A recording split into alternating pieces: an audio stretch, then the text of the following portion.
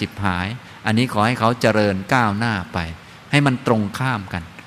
ตามบทสวดสัพเพสัตตานั่นแหละดีมากเลยแน่ให้ท่านทั้งหลายจำไว้แล้วก็ท่องให้ขึ้นใจเลยนะแล้วก็นำไปใช้ด้วยไม่ใช่ท่องแต่ตอนสวดมนต์นะ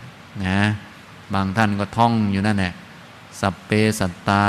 ขอให้สัตว์ทั้งหลายทั้งปวงที่เป็นเพื่อนทุกข์เกิดแก่เจ็บตายด้วยกันทั้งหมดทั้งสิ้น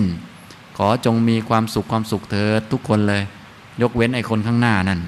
เนี่ยอย่าเป็นอย่างนั้นนะบางคนก็เครียดอยู่เพราะไอ้คนข้างหน้าเวลามันกราบพระมันก็เห็นแต่ตูดมันมองเมื่อไหร่โอ้โหตูดมาแล้วหมอนั่นเซ็งเนี่ย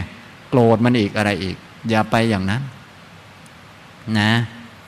ความโกรธเนี่ยมันไม่สงบหรอกเราแช่งคนโน้นคนนี้ไปด่าคนนั้นคนนี้เอาชนะผู้อื่นมันไม่สงบหรอกนะไม่มีใครสงบเพราะไปด่าคนอื่นเพราะแช่งคนอื่นเพราะชนะคนอื่นแต่สงบเพราะมีเมตตา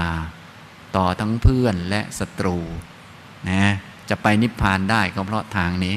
นี่